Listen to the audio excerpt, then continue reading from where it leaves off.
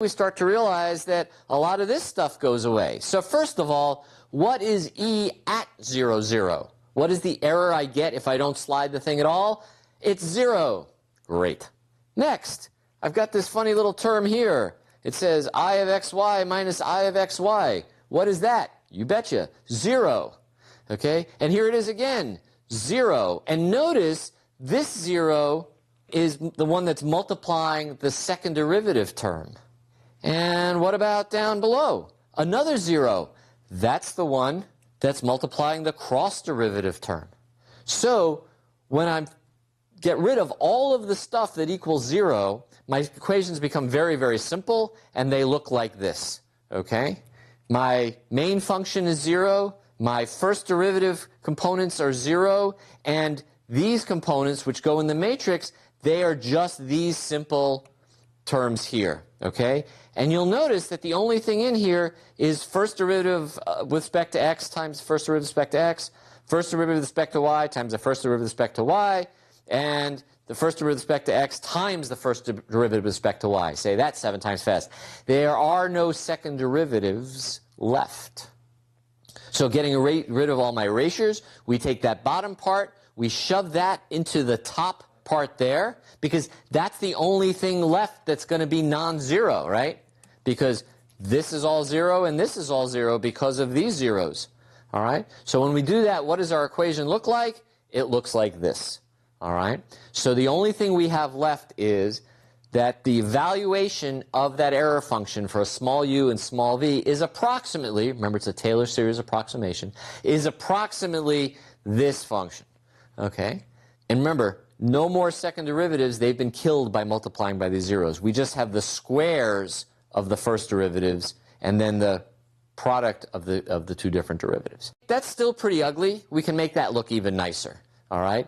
Here is a very simple, beautiful way of writing this, that this quadratic approximation, so quadratic, remember we're just looking at the square terms of EUV, right, can be written in matrix form as UV times this matrix M times UV. This, you can think of this as UV transpose.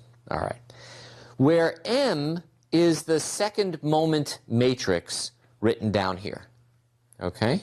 Again, what it has is it's the weighted sum of the squares and of the product of the two different derivatives. It pays to think a little bit more about this M matrix because we're going to do it even more in a minute. All right? So here I just copied it over, and for a moment, that's kind of a joke. For you guys are physics geeks, if I say for the moment and we're talking about the second order matrix, you realize it has something to do with the moments of inertia? Never mind. Okay. I'm going to write that M matrix without the weights at the bottom. Okay? And when I write it that way, you can see that this is just the sum of IXX, sum of IYY, and the cross sum. That can just be written as the sum. This is referred to as an outer product. Right? So it's the outer product of the single gradient. Okay? That's what this says. One of these is just the outer product of one vector. It's a 2 by 2 matrix, but it's an outer product of one vector. From your linear algebra, you'll realize that's only a rank 1 matrix, right? Because let's just take the columns. The columns are just a multiple of Ix, Iy, and each column is a multiple multiplied by a different scalar. So when the two columns are scalar multiples of each other, it's not a full rank matrix. So this 2 by 2 is actually rank 1. Okay? That's what it says here. Each is a product of rank 1. And then, of course, this thing is going to be summed over all of the points within the window. So what's it going to take for this matrix to be full rank, for this to be sort of a well-behaved ellipse? We would actually have to have gradients in different directions over the window to be summing up a bunch of different rank 1 matrices, and that would get us to a full rank. So looking at that, we can think about it this way. All right? So the surface E of UV in this quadratic form is being approximated essentially by this quadratic or a sort of parabolic shaped form here, and that's just written the equations out. Now, let's think just for a moment if you were to take a fixed value of E, okay? So we're just going to pick some constant value, all right? So that would look like this, all right?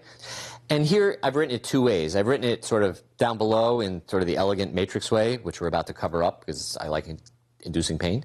And the top way is just the algebraic expression of that expression equal to a constant.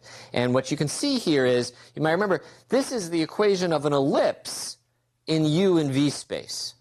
All right, so remember ax squared plus bxy plus cy squared equals d or something like that was an ellipse, and if the middle term, the xy term, was 0, it meant that the ellipse's major and minor axes were aligned with the x and y axis. Well, this is the same thing. This is just an ellipse in the UV space. All right, so we can draw that out like this. Okay, so here is different ellipses for different values of k. So you can think about that. The way we're approximating this whole surface is as a quadratic surface that gets bigger and bigger, and each different level is an ellipse.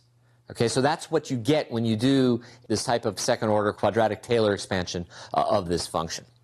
So we can look at this ellipse a little bit more carefully. Okay, let's first consider the case where the gradient at every point in the image is either horizontal or vertical. Sorry, not in the image, in the window. So at each point, it could be horizontal or it could be vertical, but it's not going to be slanted, okay? So some places it'll be horizontal, some places it'll be vertical, but it's never, both Ix and Iy are never non-zero at the same time. Well, that would mean that these terms would always be 0, right? Ix times Iy, right? So that would look like this. And I'm writing this as lambda 1, lambda 2. These are the diagonal terms. The off diagonals would be 0. Now, that's a nice full rank matrix, right? Lambda 1, lambda 2. Except if one of those were 0, it would not be a very good it would not be a full rank equation, right? So for example, if the Iy squareds were all 0, it meant there was no gradient in the y direction, only in the horizontal direction. That would mean that my matrix would only have one of these values, and probably that's not a really good corner, right? Because if I only have, say, a gradient in this way and not in that way, then I can slide up and down as much as I want. So something about these numbers tells us how good a corner the location in the image is. Can you smell the algorithm that's coming? It's not me, it's Megan. In fact, I'll write it just this way. If either of those lambdas were close to 0, this is not a corner. So what we want is we want to look for locations where both of those are large. Now, for those of you who remember from your calculus and your linear algebra, of course, we can take this second order matrix, this ellipse, and what we can do is we can diagonalize it through a rotation. And remember we talked about singular value decomposition? Well, this is not exactly that, but it's quite related, where basically what it says is we can think of M, which is that special matrix, as being sort of rotated or unrotated by R, then it's a diagonal matrix, and then it's re-rotated.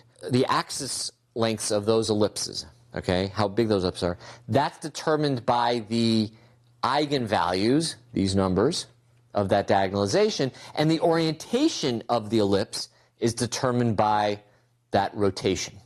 So here I'm drawing that like this. So remember, this is a particular ellipse of constant E, constant error. So for places where it's a very narrow ellipse, that means that the E changes quickly. I didn't have to move very far for the E to get to that value. Whereas the places where it goes very slowly, okay, I have to move a farther distance in order for that value to change. And you see how it says it's 1 over the square root? So remember, if that lambda were 0, okay, that would mean I'd have to go in infinite direction. That means it doesn't change at all as I move in that direction. So what I'm telling you here is that the eigenvalues of that M matrix are indicative of the cornerness of that matrix. That's pretty cool. So it turns out Harris figured this out, and they figured out a really simple way of thinking about this. Here's how we're going to do. The idea is that we're going to classify our image points based upon computing that Harris matrix and looking at some measure that's a function of its eigenvalues. And the idea is that in a flat area, both of those eigenvalues would be very small. In fact, if it was perfectly flat, everything would be 0 because the gradients were 0 everywhere. And that would mean no matter how I moved, nothing changes. So it's a terrible corner. Likewise, if I have just one of the eigenvalues large, that means there's some direction that it changes quickly. So if I move in that direction, I know things have changed. But if it's 0 in the other direction, I can move as much as I want. Remember, that's what happened along an edge. So when one eigenvalue is much, much bigger than the other, then you're along an edge up here. And when is it a corner? Well, when both of the eigenvalues are large. And we'll say that it says here that they're approximately the same magnitude, just that they're both big enough and that the ratio between them should not be terrible. Right? Even if they were both large, but the ratio between them was 10 million, then probably your code was wrong.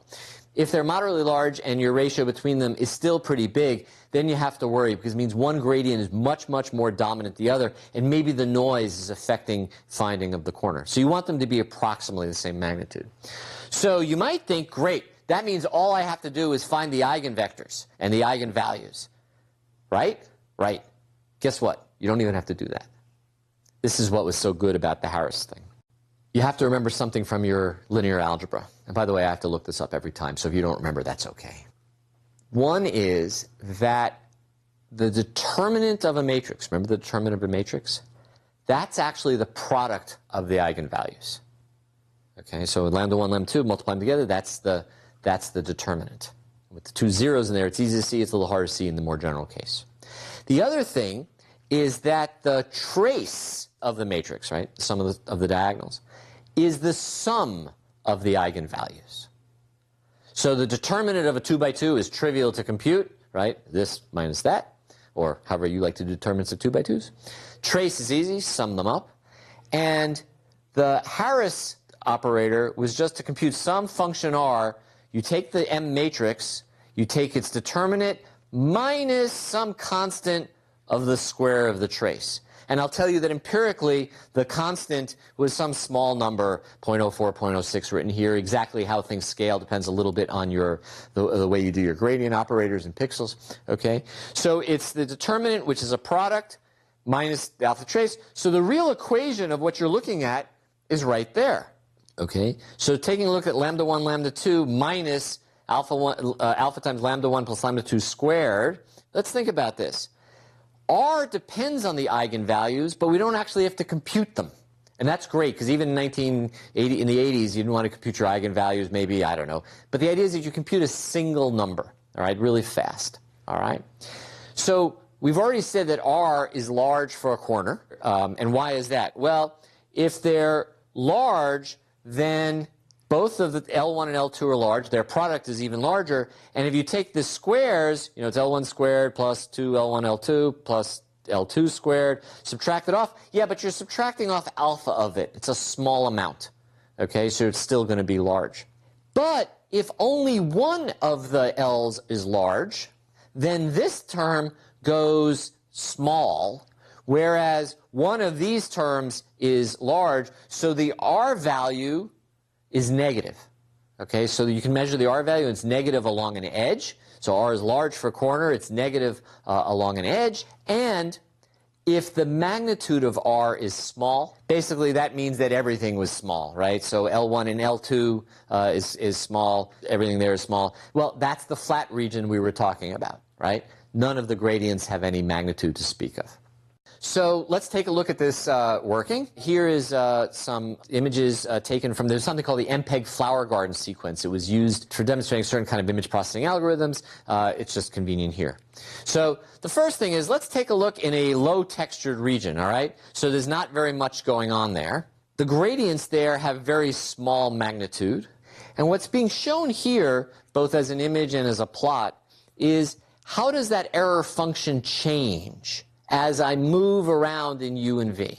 And what you can see is there's no sort of obvious peak anywhere, you know, positive or negative in here, to say that that's the obvious place for where you would want to find a feature. And remember, we're looking for that. Now let's take a look at another region. So here we have a point that's on this edge, that's where the roof line is, okay? And you'll notice that we have this ridge here, okay, of low error. and that's sort of represented through here. And by the way, in this, just to make the pictures